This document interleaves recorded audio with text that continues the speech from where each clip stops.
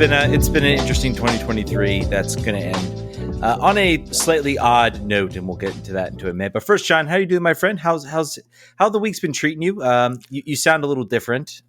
Yeah. I have the sickness. I have some sort of cold this weekend, which is right because I don't believe I've not been sick on Christmas since I've been like 5. So this was the way it was going to be, and it is the way it is, and that's fine. It's okay.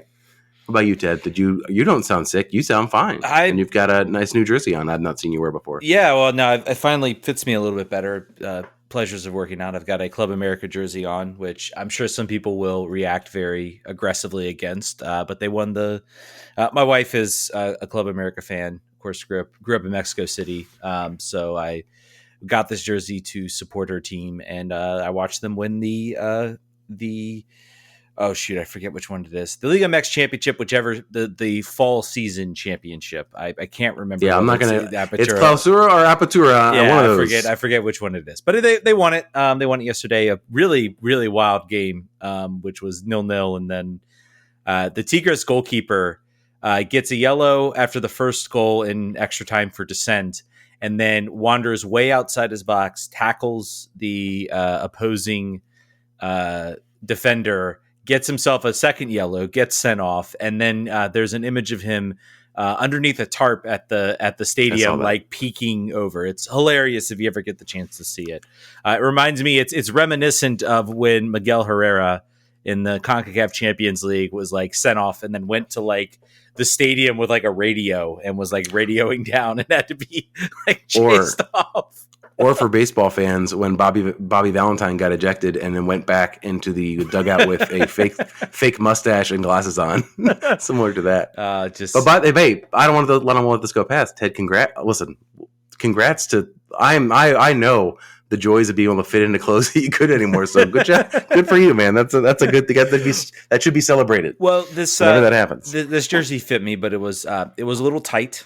And now I actually wore it. I wore it. I hadn't worn it for a while, and then I wore it, and I'm like, hey, man, this thing fits. It looks good on me now, finally. It doesn't look like I'm busting out of it. All my jerseys fit, but then do they fit to the extent I want to leave the house in them? That's like my metric. It's like there's fit, and then there's fit. Yeah. So this one fit. Yeah. So good for you. This one definitely had that for a little bit. So I'm very happy now that it fits well. So before we get started, I want to alert the universe to two things. One, we have our new merch, new stickers that have our not permanent logo or not permanent slogan for sure, United Spirit Green Sauce, because I know that some people don't like that. If you do like that, if you are one of the people who thinks that's funny or agrees that green sauce does belong on pupusas, which is not everyone, to be fair, there is new merch available on rfkrefugees.com/merch. You can go get t-shirts, sweatshirts, all those cool things. We're also going to do, I think, we had a cool promotion last week where I realized that if I just advertised earlier and got all the scarves out of my closet faster, that'd have been great. But they all sold out in record time, and 10 people continued to buy them after they were sold out.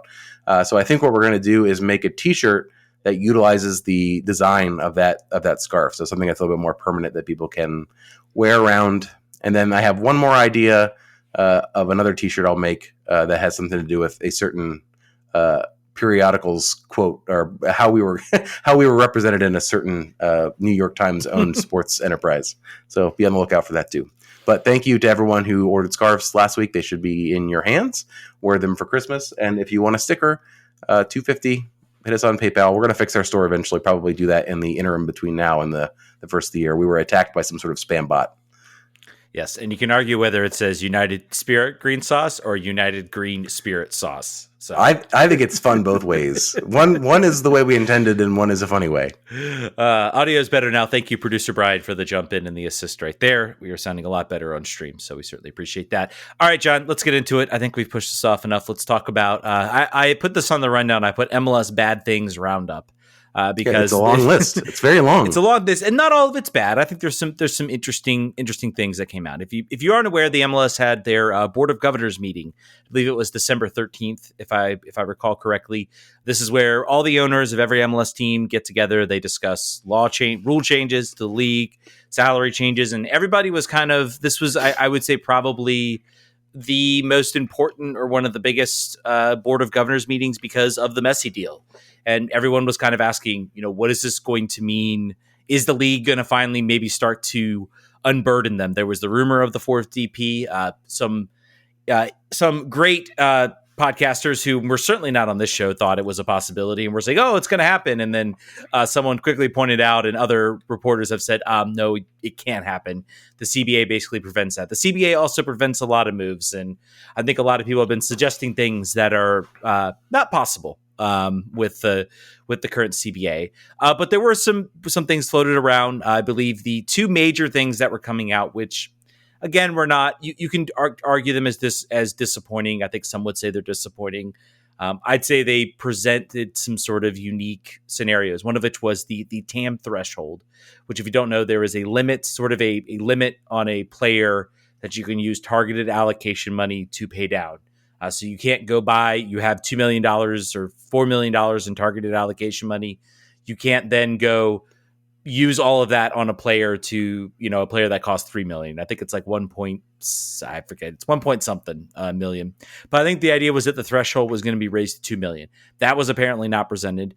They also think I was kind of most interested in and most excited about was the U22 slots. Particularly with what we've heard from McKaye about what he wants to do. He talked a lot in his interview about utilizing those U22 spots. If you don't know, those U22 slots, you get 3, but there's a 3 with an asterisk and conditions, and it depends on your designated players. If you have 3 senior level DPs and not one of those designated players is I think under like the TAM threshold, which basically means like you could buy him down with TAM if you wanted to, if you had it, but you can also make him a DP. An example of this was Victor Paulson in 2021 was a designated player, but was certainly under the limit where the team could have used TAM, but they didn't have it at that time. And then once 2022 rolled around, they used that TAM or 2023, rolled around 2022 to 2023.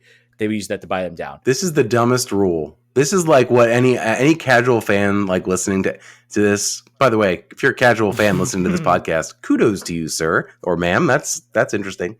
But think about the 3 DPs. Okay, limit. You don't want to let like teams with infinite resources just blow you out of the water. Okay. Under 22 initiative. Okay, the reason they did that is because people were buying too many old DPs that had no resale value, so they weren't making the league money. So why in any universe care if a team wants to utilize all of those available resources and be like, no, but you see there are an arcane accounting rule that you were not anticipating and that no normal fan would understand. So we're going to keep that in place. They should absolutely decouple them. If you want to fill all 6 spots and you want to spend all that money on players under 22, that is a gamble to you because under 22 often are not fully developed player. They don't have a long senior, resume. So they might blow up. They might, do nothing, and then you just lost the money. Or they make money and you sell them, and that is a net positive to the league. Mm-hmm. I don't understand. I just can't understand why they would make this more complicated than it needs to be. And this has been the one mechanism that I don't think teams in the league have quite figured out how to maximize yet. I don't think there's been too many U22 initiative success stories yet. I'm sure there are some out there, but I don't think it's been sort of the runaway thing they want. And I think you're right. It's all like this garbled mess of like, why do you want this? And the reason is because there are owners out there that do not want to spend. I'll get into a potential conspiracy theory with some of the upcoming news about, I think this had some, the fact that none of these things were presented. By the way, this did not happen. There was rumored that it was going to. The only changes that are exactly happening to the rules are you can get. Remember I talked about those designated players that fall into that TAM threshold. If you sell them, you can get allocation money for them, which is a change because before, and if you were a designated player and you sold that designated player, that money went right into your coffers. And that made, I think, some teams reluctant to sell because they didn't want to then, they weren't going to get enough money to recoup much anyway. So why sell them? And this allows them maybe to give them some benefit and some roster benefit.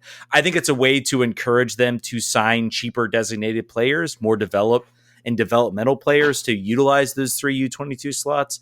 But again, I think it's just a silly thing regardless. I believe also there's been a reduction in the discovery list from 7 to 5. That's a positive thing. I think it's maybe time to do away with the whole discovery list. But again, it's still around. It's still there because MLS, there are owners out there that just do not want to go out and spend the money. And I think these changes have sort of, and we'll get into the meat of this, the real meat of the sort of the bad that's going to come from this. These changes are all about, and it's been talked about a lot, the league just wants, I think they want to view this Messi move not as an opportunity to grow the league, but to sort of maximize the profit and maximize their return on it in the short term. They are not thinking long term, and it's incredibly disappointing because you look at the Beckham move. The big thing about the Beckham move was it finally caused a lot of action where we had designated players, we had more allocation money to buy better players to improve the quality of the league.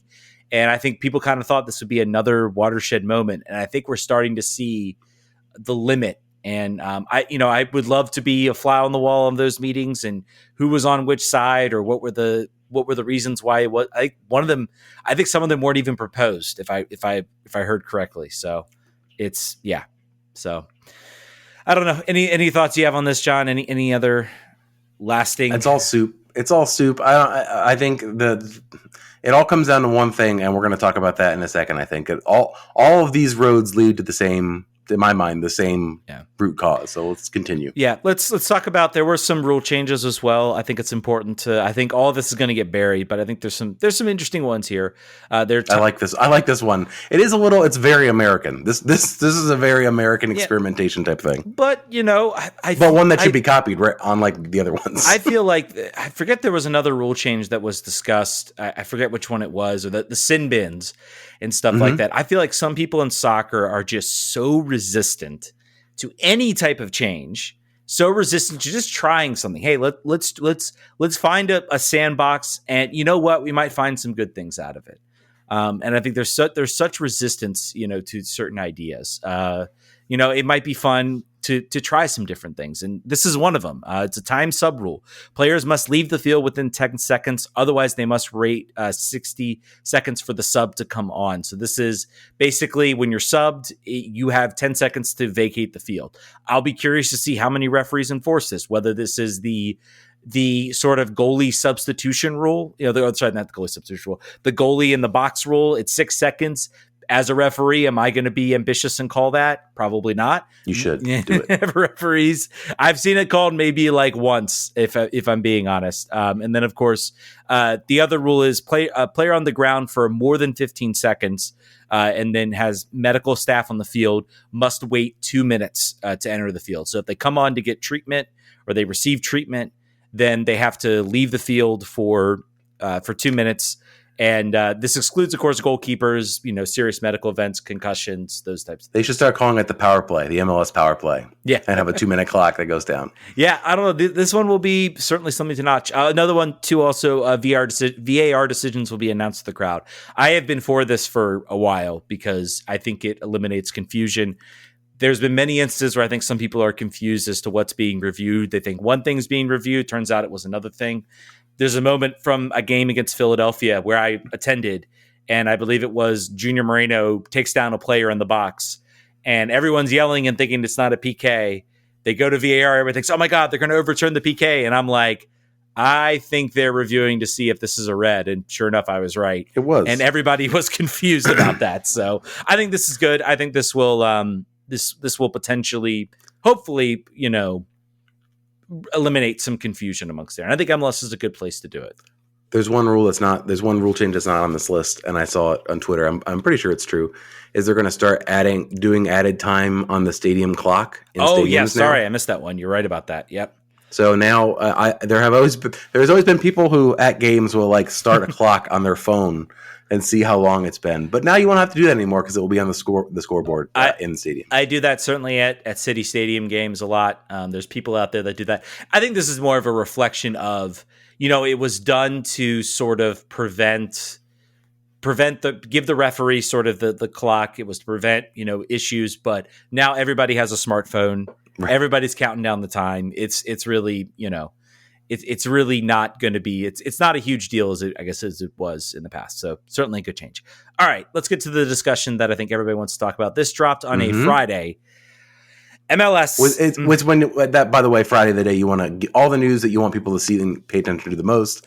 Friday afternoon, take it out with the trash. Here's that news. Yeah, all the positive news. You want to advertise the stuff that won't get flack. MLS coming out with the decision that they will be not fielding their first teams. They will be playing their MLS Next Pro teams. And if you're wondering, what does that mean for DC United? It means they are not playing in the tournament. I'll get into that in a little bit. And this is an incredibly brazen move. It's a horrible move from the league, but it's such a brazen move from the league. I'm almost actually a little bit shocked by it, to be honest. I was looking on our soundboard to see if I could find a boo sound effect. Yeah. I could not. So, but if I did, that's what it would sound like.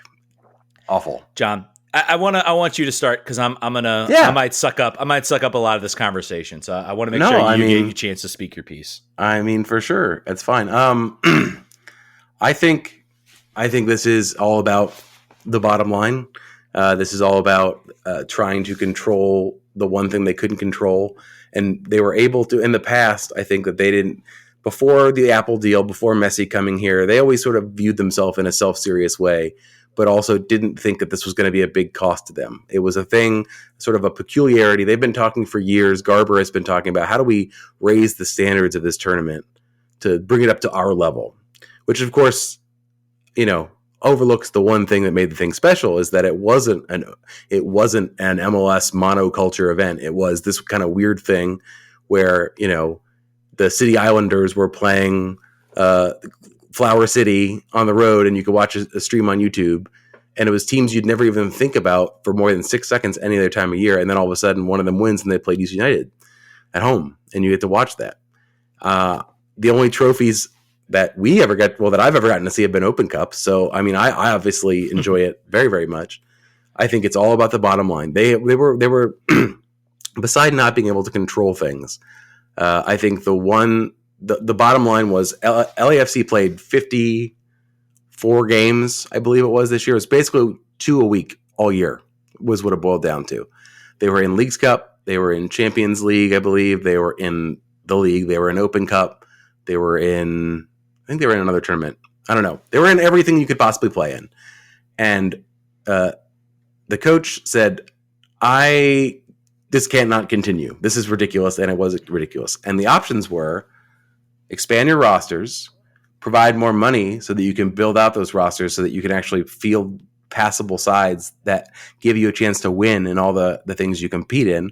Or you do none of those things and you just get rid of some of them. Get rid of some of the games. You could have gotten rid of the Leagues Cup, which was the thing that was made up last year, but they weren't going to get rid of that because it made them a lot of money and it did really well. Or you could exit the Open Cup, a thing that makes you no money and is just about sort of bringing up honoring tradition and bringing up the standard and bringing up the rising sea and lifting all boats. That doesn't benefit you. It costs you money, so you're going to turn it down. It's a cynical decision and it has been treated as such by fans, by the media. But the problem is they don't care. They're not accountable. They know they did this on a Friday in December before the Super Draft, another thing no one cares about anymore.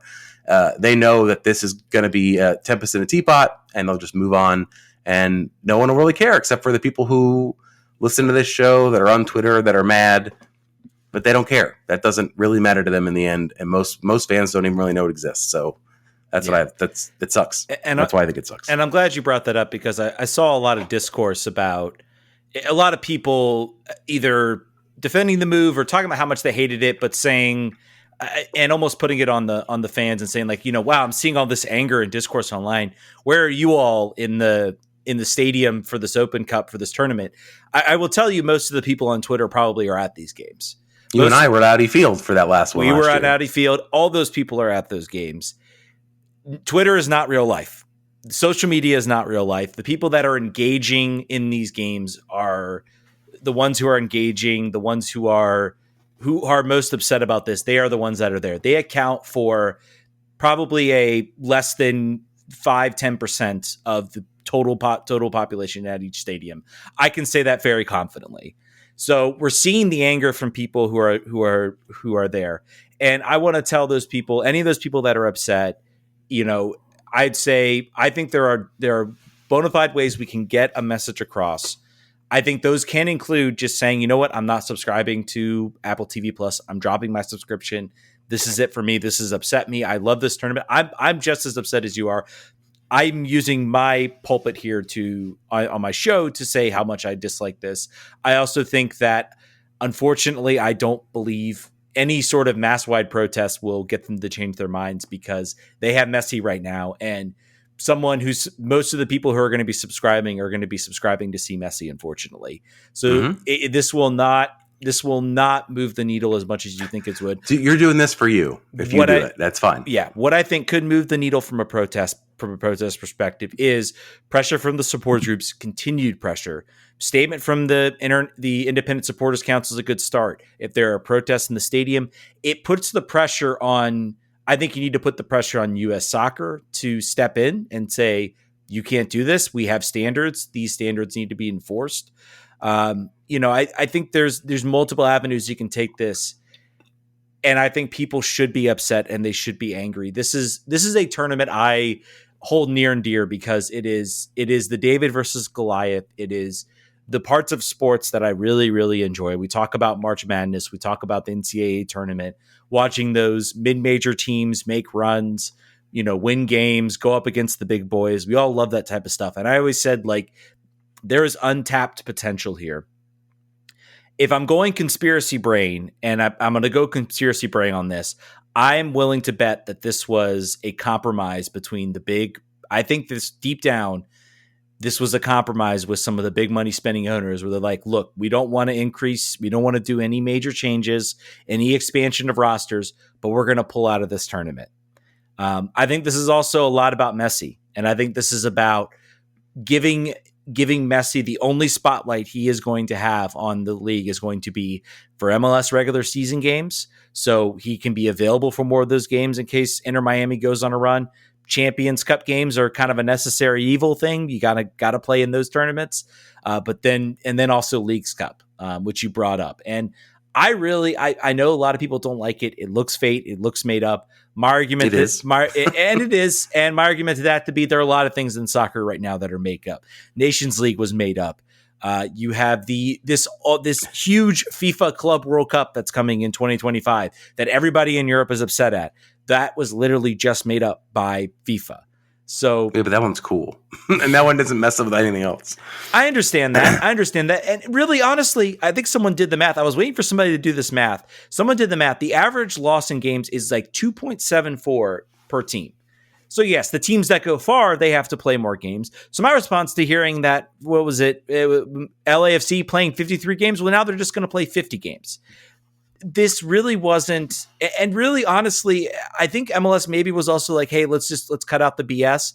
Most of the time we're playing, our MLS Next Pro sides anyway, early in these early rounds. So that even gets to more of it. It's like none of your big players are playing. We didn't play Christian Benteke in either of our Open Cup games. He saw basically no real increase in game time. We played, I think, maybe Matthias Klick and obviously Lewis O'Brien were maybe the only big names I recall. Klick warmed up. It didn't play. I don't believe in O'Brien played 45 because they're like, well, yeah, you're gone soon. And he was. So it is all about, and I think also that there's undertones here. There are undertones here of MLS. There's some internal beef going on between MLS and U.S. Soccer. I think MLS was happy to participate in this tournament. Some had the marketing rights to this tournament. In 2023, U.S. Soccer took that in-house. That's why you didn't see the tournament sort of on ESPN Plus. I think some kind of shouldered a lot of that and to try to promote the tournament a little bit. I think also you have every right to be angry at U.S. Soccer, because U.S. Soccer had multiple years where they could have increased the prize money. They could have sought sponsorship. They could have also prioritized this tournament, and they've sort of left it. And this is going to be the ultimate test as to whether they let MLS get away with this. How much does U.S. Soccer care about this tournament? And I think my hope is that there's going to be added pressure from USL, from all these other leagues that come together and say, you guys want to enforce your standards. And by the way, we haven't talked about, I think the biggest elephant in the room is the fact that if every single MLS side had an MLS Next Pro side and they were competing, the way I'm not going to get into I think we have some questions about the bylaws. Thank you guys so much. I think it was Scott D. Weiss came out with all the question about the bylaws from our Discord. We're not going to get into all the nitty gritty of that. You guys can read about that. But the biggest thing about it is I think they could get away with it if every MLS team has a Next Pro team. There is one team that doesn't have a Next Pro team. Who's that? And that's DC United. And maybe they start one up. I don't know. It just, it stinks. It's awful. They start one up in 4 months, or 2 months. One thing I thought about for the show is that they have this UPSL side where they have coaches and everybody else. I don't know. Everybody's playing academy kids, and I guess they just need a D3 facility. They already have Segra Field out there. Could I see them saying, "Well, we're going to start DC United 2 that will eventually transition over"? Maybe if U.S. Soccer calls their bluff and actually wants to enforce these bylaws, remains it's hold out, Jason. Jason, this is your opportunity to save this. Refuse to do that. This is the only way we get Open Cup back. Put your pressure on Jason Levia. Maybe, I don't know. There was the surprise of many, and also the other thing is that Canadian teams will not be. They of course don't participate in the U.S. Open Cup. They will still be participating in their Canadian Championship. What was interesting about the article too was that I think it came out. They said that apparently they've been working. It was said in the article, I believe, by Jeff Reuter at The Athletic that MLS was working with U.S. Soccer, and U.S. Soccer was like, we had no idea. So, who's lying there? Did they think maybe this was clearly MLS? MLS is the big liar there, probably. Well, maybe maybe they knew that MLS was considering this, but didn't know it would happen this year. It's awful. It's terrible. My only hope is that either there's someone steps in and says, you can't do this. You have to back this out. Or if it does happen, that there's enough goodwill, and then maybe once Messi leaves, they're like, all right, we'll reintegrate back into this tournament. But I think it's going to be, this is probably the biggest test I think the Open Cup has had as far as a tournament trying to survive. I say that now knowing that I think they played through the Spanish flu in the 1919s, but hey, biggest modern sort of you have your top league that's been engaged in this tournament, that's been a part of this tournament, that has used it as sort of a stepping stone for certain clubs. And it's I don't know, man. It stinks. It's terrible. If there's one thing fans here can do, I recommend is go to Loudoun United's U.S. Open Cup games. Mm-hmm. Buy tickets. Go to them. Go to the Richmond Kickers ones if you're anywhere close. Lions Bridge, wherever you're at. I mean, it's not going to matter. It's not like a save the crew situation here. If U.S. Soccer lets this happen, and they're going to let this happen, this is going to happen. So make your peace with it. It had its run. MLS is a monolith, and they do things the way they want to do them. And to your point, this is about Messi. Messi's gone in a year and a half, and this league will not have added DP slots. It will not have added roster spots to be able to compete longer. It's just a sugar high if they don't do those things. And pulling out of the Open Cup in order to prioritize that sugar high is prime MLS short-term thinking. It's exactly what it is. All you can be is disappointed about it, and that's what it is, and that's all there is. Yeah, and I mean, I also really think this is. I mean, we talk about the Messi situation. I think there were some owners that were like, I do not want anything to get in the way of the big payday when Messi comes to visit, and that would include something like an Open Cup type situation. I don't know. It's sugar high, man. Yeah, so dumb. It's sugar high. It's bad. And also, I mean, the one thing that I hate the most is the pure cynicism and this is what everybody who's anti-MLS, who's anti soccer reform is going crazy on Twitter. Everybody's going crazy about this. There are people who want to act like that they would watch an MLS game. Oh, I would watch an MLS game, but because of this, I'm not going to watch MLS. And I'm just, I roll my eyes at it because I'm sure for some people that is the case where maybe they were thinking about getting engaged, but I think a lot of people are just almost using it as oh, now I don't have to, this happened. I don't have to pay attention to it. So, now I'm justified. And I think there is an undertone of USL fans I know there are plenty of people in Richmond who are big DC United fans. I have a feeling that some of them will be like, screw this league. They're out of this cup. I'm not going to any more DC games. I'm not going to watch enough, them. Man. Yeah, and fair enough. And I think that is a potential thing that the Open Cup brought, is that it brought these teams to these communities. Like the Charlotte game at Richmond was incredible experience. Full stadium, full crowd, and that brought in, there are potential to get fans in there to see the play style and to advertise yourself. When you go to a lower division stadium, you are essentially the attraction. You're the reason that they are there. And the MLS just kind of to shirk that and say, nope, we're not doing that anymore, is just it's unbelievably sad and disappointing. There's so many more things I want to say about this, but I think we'll close it there. Support it's like you said, those people deciding to do that, I think that's totally legitimate. If there was other options, if I lived closer to Richmond, could see myself doing that and saying, that's totally a totally acceptable thing, and then cast all your energy and all your everything else into the thing that maybe loves you back. I think that's certainly fine. Yeah, and I mean for me it's the childhood runs deep, and I just can never. This is something I enjoy and something I love, and I understand it's hurting me right now. And we want to be excited. We want to be talking about the coaching rumor, even though has another whole avenue to it.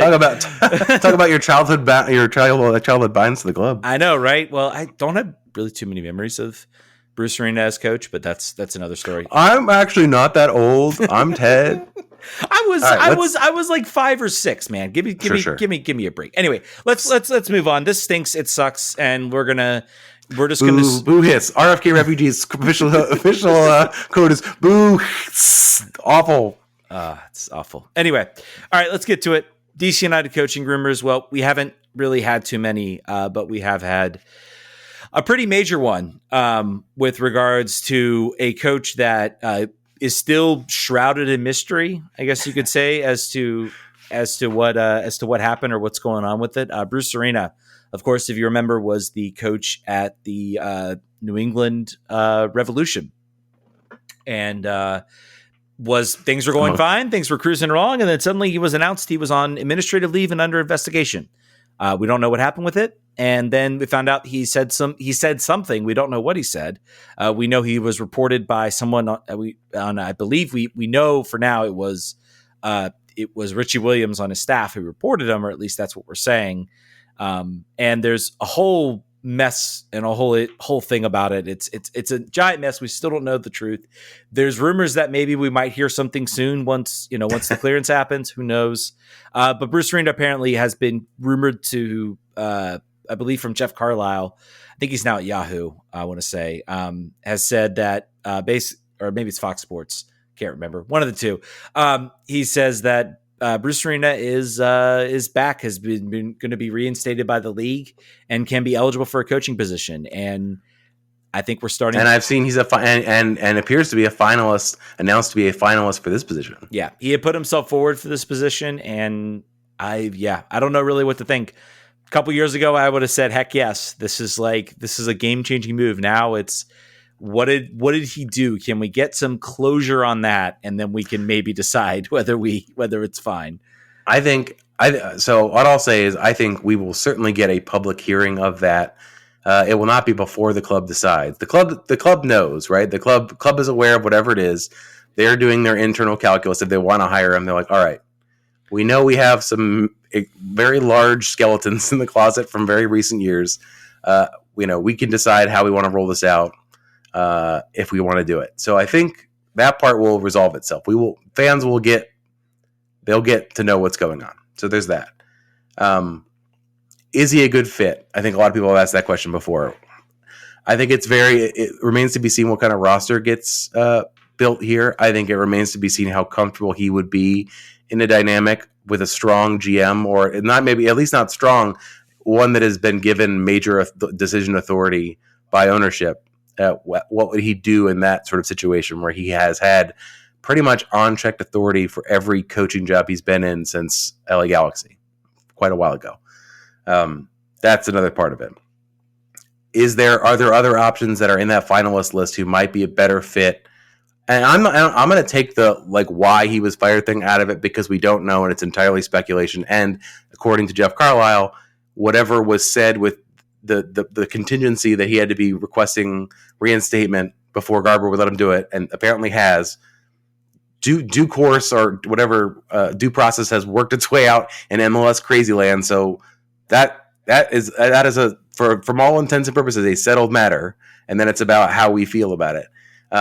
I feel like there are other coaches that might be a better fit. Tarrant was my favorite pick, and I haven't heard much about that. And a lot of people are in for Robin Fraser. A lot of people are in for Hugo Perez is another name that people have been talking about. There's a lot of options. Bruce Arena, I certainly understand some appeal for. I think that he's a respected voice. I think his players respected him in New England. You got that feel from public comments after he was let go. That basically the season went to crap as soon as they put him away, and it didn't have to happen. His assistant coaches, almost all of them, bar one, have support for him. It's an interesting situation. It's certainly the dramatic choice out of the options, and I don't know if Ali McKaye wants to be so dramatic in his first major decision with DC United, but maybe he does. Maybe he wants to make a splash. What do you think? Yeah, I think maybe I've thought about, why would he want to bring a personality like this? I mean, the one question would be, if this happened, was it really his decision, or was ownership like, we need like we're like you can make other decisions, but if Bruce is available, we want to have the reunion. We're willing to we've looked at the issue. We think it's certainly something he could come back for. He's apologized for it. If it comes out, we'll bring him in front of the media. He can address it. He can apologize for it. We can move on. But we want that media lover. Yeah, Bruce Arena. we want that reunion. And maybe I believe Bruce Arena is 72 if I last checked. So maybe he is more comfortable. It's like, look, I don't want my coaching career to end like that. I believe part of the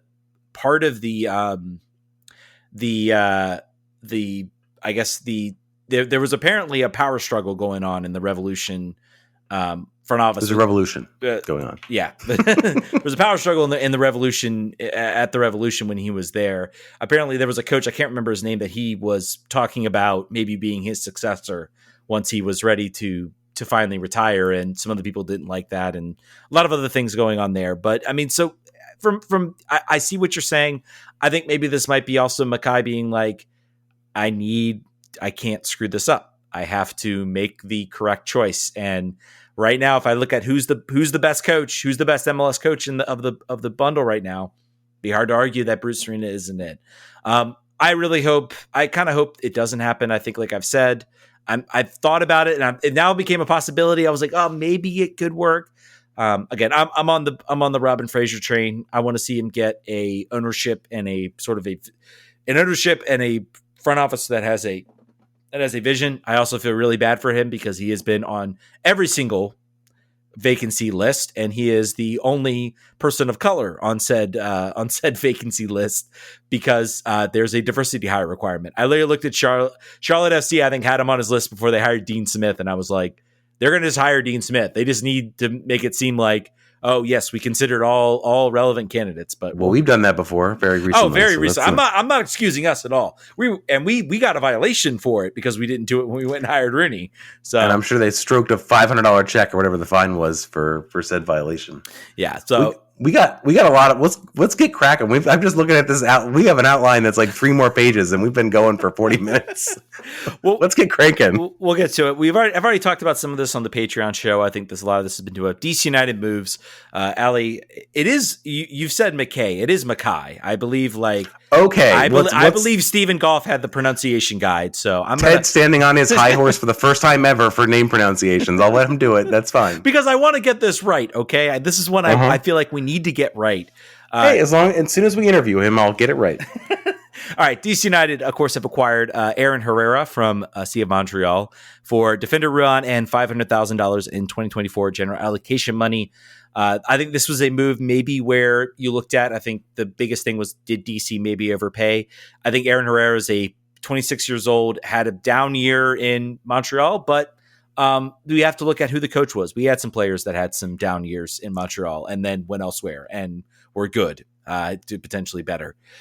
So I think that's an important thing to say. I think DC gets a much needed upgrade at wingback. I think it kills any. I think it also looks like you're going to play a 4-man back line with this. And I think it shows the beginnings of maybe a build from the back mentality of like, we need to be better defensively, and we'll figure out the offense later. So it is an expense. It is a kind of an overpaid potentially.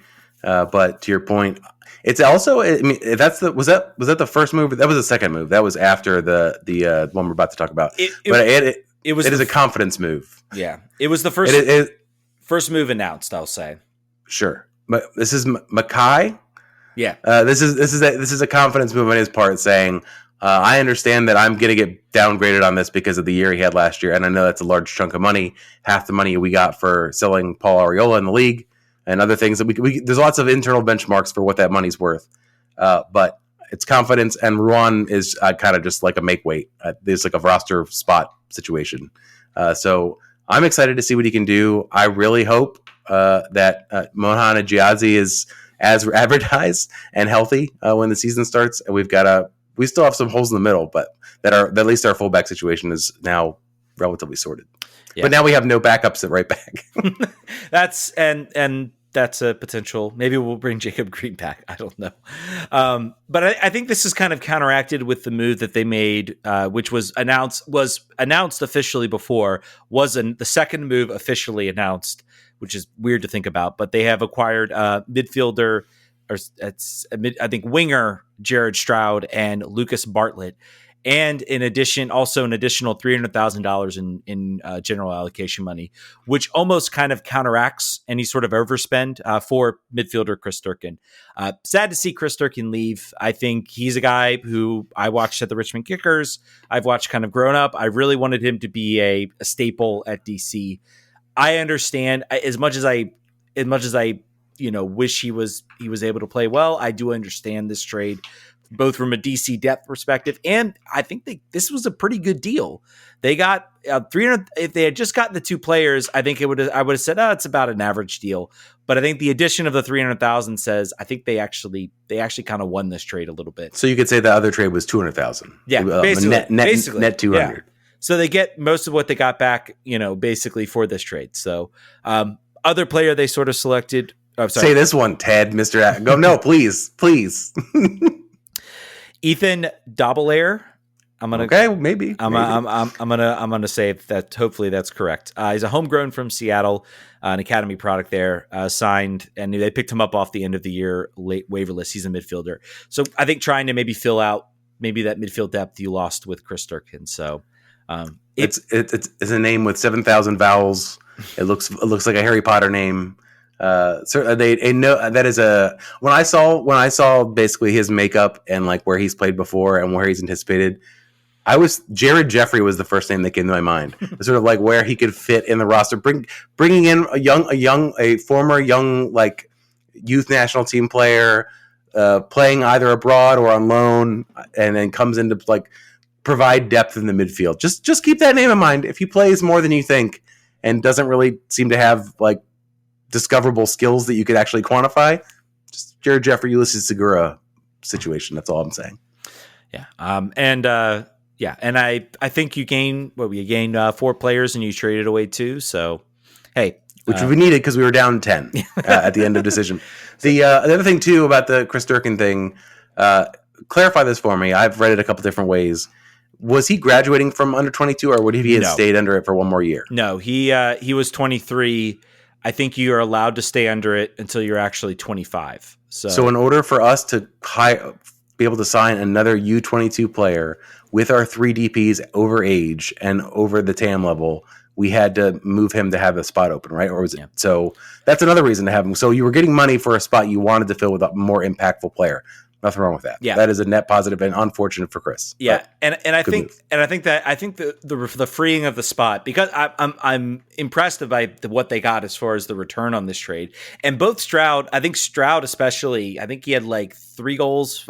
He had something, like he was not a player for St. Louis that was just like didn't contribute. He gave some pretty big contributions to this team. Bartlett also had some appearances at defense. We'll get into the situation about maybe what the depth chart looks like for that center back position here in a minute, and maybe the shakeup we're looking at there. But I think the U22 slot was a big reason why that Durkin was traded, so that they can use that spot. We have two DPs, so technically we can use all three slots. And then the question is, what are we going to sign as far as that third DP? I will say we basically have two slots because it's been rumored that we're bringing Pirani back on a loan. So I don't think he counts as that U22 slot because he's technically not been signed yet officially. But basically he fills one of those slots if you want to extend that and you want to bring him in permanently. So I still love that. By the way, I want to keep giving credit to that move. That might have been the first McKaye move of brilliance, to not commit to a player that we'd seen 10 games of and with mixed results. So love that for us. Yeah, I did too. Talking about another young player, DC United, Matai Akambone, Ian Matai, Matai Akambone was on a bit of a training stint at Villarreal, which all of our young players do over time. Usually they go over to Swansea and score 37 goals. But this one went over to Villarreal and did so well, there was a contract offer placed for him. And DC United said, no, thank you. Not yet anyway. The rumor is the plan is to play him and let him develop here at DC United before looking maybe potentially in the summer. I think that's pretty great. That if they don't play him, I believe everyone that's associated with DC United should be fired immediately. Like if you have a young player like this that has visibility at European clubs and they're making we don't know what the offer is. It could have been $10, but if they made a good faith offer that's reasonable and then you come and bury him and don't play him, boy, that's malpractice. You've got to, particularly on this team with no center backs, he's got to be playing. Yeah, I think he has to start. I think this is you're now in the territory of him.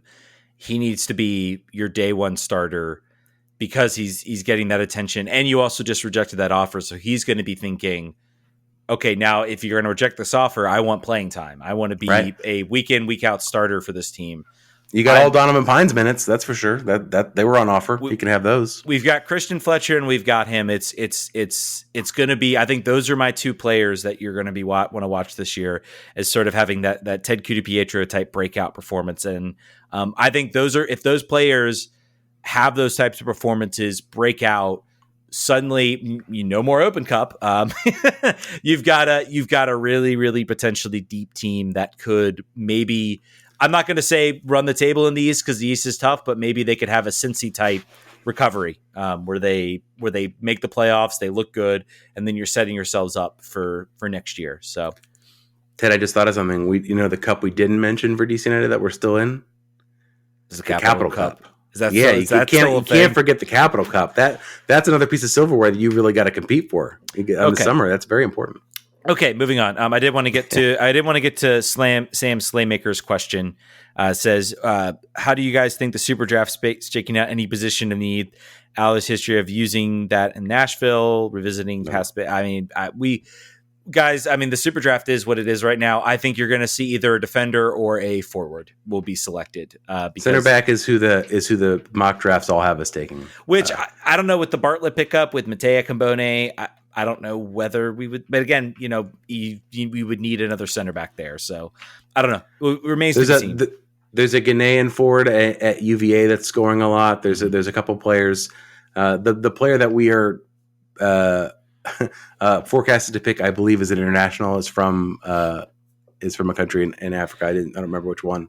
But I think I saw that and I was like, I don't think. No international spots. We've done that. We keep doing that. We did that. Who did we do that with last? The player from England. Oh, yeah. Well, I can't think of he played for Clemson. I remember that, but I can't think of his name right now. Him, who now plays for San Antonio, I believe. Yeah. Was another player that would. I think you can't go that way. You got to go domestic player. Center back seems smart. I'm trying to think if you think about spots that need depth, but you also can't necessarily think about a college player that hasn't been offered prior as being a guaranteed MLS depth. The league has changed. The league's different now. Well, I think what you're seeing now, you're seeing the MLS Super Draft become. I think there was actually an interesting discussion on because I sort of went down the list last year. I'm like, none of these guys made it, but you're seeing a lot more. There are a lot more projects. There are a lot more players that you build them. You sort of build them up. 2-3 years, then maybe they become contributors to your team. It's not the locked in day one, day out, the Perry Kitchen that came in when they drafted him, or the Steve Birnbaum, who's a locked in starter because he's so highly touted. It's just a different world we live in. It's much more akin to the MLB draft, where it's like, you're going to draft these kids and probably not see them for 4 or 5 years while they work up their way up the minors. And then eventually they'll break out. And there's always exceptions to the rule, but it's generally kind of follows that for most players. Want to get to Richard Rolson's question. Says, question for the show. Does the recent controversy decision by MLS hasten DC United's development of an ex-pro team? I think it's going to depend. I think it's honestly going to depend if U.S. Soccer really makes a big stink about that. If they get a big stink about that from USL, maybe you just play a team at Audi Field. You throw a bunch of academy kids on it, and then you just kind of play your cards right until you're ready to move that team to Baltimore and build it up properly. I don't know. We'll see. I'd be curious to know how Jason Levian thinks about all this, or whether he thinks he's going to have to potentially do that. So, all right, let's get into Spirit to close out the show. We are pushing 50 minutes here. So I think, and they drop a bunch of news. Yeah, of course, this is when there was like a whole bunch of stuff we could talk for half an hour probably on most of it. But. Yeah, let's start with the expansion draft. The Washington Spirit, of course, traded for their protection. It was very, very quiet. And then it was like on the deadline before it was like all these announcements came out. Dorian Bailey going to Bay FC for expansion draft protection. They also got rid of 2 second-round picks. They still have 2 first-round picks to the Utah Royals for protection. All in all, considering the situation that they're in and the NWSL's use of the expansion draft, by the way, there's a lot of discussion about whether we even have this thing anymore. So much. But because I think, didn't they I didn't watch the expansion draft because I knew no Spirit players would be selected, so I didn't really watch it. But there was a player that was signed by free agency that got picked because it was stipulated. By the way, I mean that was their choice. It was stipulated ahead of time. If you sign up, free agency open before the draft. If you sign a player, you've got to protect them, or they can be taken. And they signed the player, and they did not protect them, and they got taken. Yeah. So free. It was free, and I think it was Bay FC. They were like, "It's free money. We'll take. Yeah, give us the free real estate. We'll take everybody. Give us the allocation money to get them back, basically." So I mean, and then also I think there was a weird stipulation where it was like the rules were laid out. It wasn't like no team can lose more than one player. It's like you could lose 2 players. You could have 2 players selected from you. Once you lose 2, that's it. So I think a lot. I think the most. Didn't they also they passed? It was towards the end. I think there were at least 2 times where they all passed on their picks. So again, the question's going to always be: so how do you give them the mechanisms to do rosters? The stick is the expansion draft. It encourages teams to go out and make those trades. To maybe give up a player that, maybe they don't want to lose necessarily, but they're okay with losing them for super draft, for the protection, and preventing themselves from losing another player. I don't know. I don't know how else you really do it. You kind of have, it's kind of a necessary evil. I think it gives the teams enough room to go out and make the signing, to make the trades that they want to make. We'll see how it impacts the team. We'll see what happens. Who does Utah go out and get with those draft picks? How does Dorian Bailey do for Bay FC versus, She's going to go back to the midfield, I will bet you. I haven't looked at the rest of their roster. Neither of those rosters they've not signed their stars, right? Mm-hmm. They have a bunch of role players. They have a bunch of quality players, but nothing to hang your hat on yet. Dorian Bailey is going to start for them. I think go back to the midfield where she has been very successful. The Spirit find themselves in a lot of, lots of question marks and open holes. But from a perspective of who plays right back, your guess is as good as mine. Anna Halferty obviously could come back and play in that role, but she was injured, so we'll see what happens there. Cam Bogalski plays on the left side, but is a restricted free agent. Anna Butel can play right back, but is more comfortable in the center. So, wouldn't it be great if there was some sort of coach on the horizon that they could potentially look forward to sort of put in place what the style they like to play and what what sort of key attributes they need from each position. Wouldn't that? I wonder. Maybe the Spirit should consider the same. We'll get to that in a minute. We might actually. I thought we were going to skip to go to that. I was setting it up. Oh, you were setting it up. I was just going to say Michelle Kang purchases the London City Lionesses, expanding her soccer empire. They are in the second division of England. So just interesting news there. And we might actually have the Spirit might actually have a coach. Jonathan Giraldez, I'm going to assume that's how you pronounce that. There's been a rumor that started circulating, I think yesterday, that he had an astronomical offer, I believe 5 times his current salary. He currently is the coach of the Barcelona women's team, who has been playing very, very well in the European leagues, and apparently had a astronomical offer, and everybody was circulating. Was it LA or the Spirit? Gotham also was a name that was being talked about, but yeah. I think that was probably not a move I would make after the coach that's there won Coach of the Year. Maybe don't kick him out. And won a championship. I think and they deserve that. Apparently, he had a press conference this morning, announced he is leaving at the end of the year. At 5 a.m., thank you to WTOP reporter Jose Umania for being on the sticks. Yeah, and Jeff Kassoff, who is over at the Equalizer, also reported that he is a front runner. I think there's enough smoke now to say that if this doesn't happen, this is very peculiar, because it seems to me he has a signed contract. The question is going to be, he does not end his job at Barcelona until May. I think actually until June. They have matches till June. I was looking at the schedule right now. Yeah, they have a match. I believe I looked at this. They run till like the beginning of June. Whether, maybe everything gets all wrapped up at, maybe they wrap up the La Liga title. Maybe they wrap up, the Champions League is over. And then maybe he kind of sort of has a swan song and is goodbye after that. He is apparently a coach that likes to play, possession style. He likes to play sort of the Barcelona ticky-tacky type of style. I think Ashley Sanchez is like, whoop, whoop, we could do that. Oh, Ashley Sanchez. I am so hyped under that system for her. I think she could absolutely feast under a system like that. Trinity Rodman, I think, will be fine. I think she will still be able to sort of hit on the break. I think it's going to be interesting to see what he brings to that style. He might also come in here and say, look, I don't have the players to play that style, or I need some time to build up that style. I'm going to sort of, make my roster. I think everybody makes a lot of assumptions about coaches when they come in. This is how they play. This is what they're going to play. So Michelle Kang, again, throwing her money around, showing no signs of stopping in trying to invest. It's wild. I don't know what do you think about first the fact that he will probably, if he is the coach, there's probably going to be an interim situation with very little. Yeah, I don't know if I like that either. I assume Mark Krikorian will be the interim coach. Yeah, that would make the most sense to me. Is say, you're going to be responsible for roster building, so you should be responsible for it. And you're not an amateur; you know what you're doing. So, I think you built it. You got to fly this. You got to fly this ship for a little while. That's the only thing that's fair. You could bring in.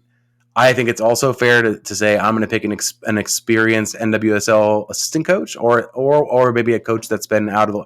I don't have a name in mind. I don't have something that's right up the tip of my tongue, but that sticks around in his part because they've lost Angela Salem, they've lost other members of the coaching staff, so they are, starting from scratch. Mark Krikorian is the only name that makes sense, but I do not like it that having to have that happen. And he's expressed that he does not want to coach. He's like, I'm done with that life. Tough cookies. Tough cookies. You. This is a situation. But my favorite thing about this whole thing is the quote. I don't have the exact language in front of me from the press conference, but it's like, this was a family decision. After I got this offer, a 500% offer, I'm gonna go. We're gonna go. I'm telling my team right now, I am not extending my contract. I have somewhere to be with a whole bunch of commas and zeros after it. Yeah, no, it's as you should. Take the money, man. I think a lot of people were posting money signs. I'm sure there may be some backlash he gets, like he took the money and ran. But you got to, especially with an organization that is trying to be real movers and shakers in NWSL. So it's going to. Here's what I think should happen. Michelle Kang should figure out a way through her shell company to buy additional NWSL teams so that they can get enough votes on the league, the league committees, to allow her to spend all this extra money that she has rolling around that she's buying second division clubs in England on roster. That's what I'd like to see happen. Let's do that. Let's make that happen.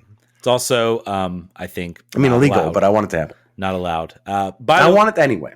By the way, I know, now that we are, I'm kind of glad that we are a solid show, or that we are one podcast now, because there's some breaking news, not related to DC, but related to New England has hired Caleb Porter. And I believe Caleb Porter was on DC United's list for coach. So one less, the profile, the silhouette of a Bruce Arena is getting larger and larger over Audi Field. By the way, I feel bad for all of the. I'm not accredited. I'm not going to be in the press conferences, but I feel bad for any sort of like new first-time journalists that are going to be covering DC United on the beat and having to talk to Bruce Arena in press conferences because he's not nice. It's just going to be. It's just like Stephen Goff and whenever. No, I'm telling you, there'll be other people. There'll be some 20-year-old kid that's his first job out of college who's like, I don't think you made a great idea. I question your tactical decisions on that. What do you have to say about that? And then he gets snapped in half over his knee. Yeah. Bane. Yeah. All right. It might be Bruce. We already have a spirit coach. Despite everything awful, I think there's going to be some interesting times in DC soccer. So I would say, with that in mind, start to come to peace with the idea that it's Bruce. You don't have to, but start to process that in your body. Just think about it. It might happen. Just sit with it.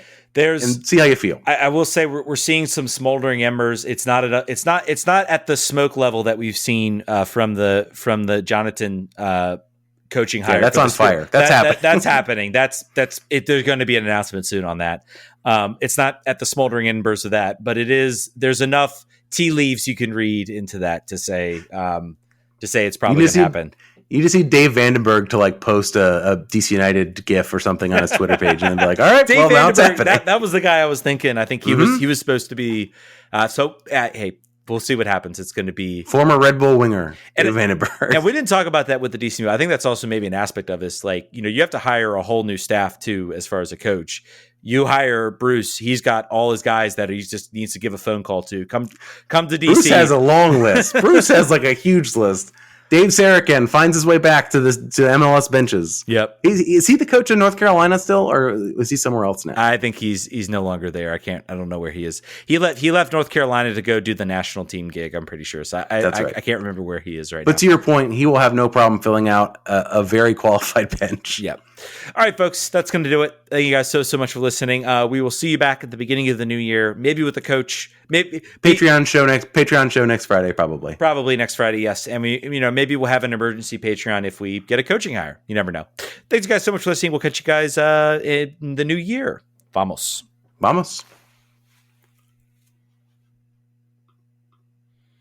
Probably next Friday, yes. And maybe we'll have an emergency Patreon if we get a coaching hire. You never know. Thanks, guys, so much for listening. We'll catch you guys in the new year. Vamos.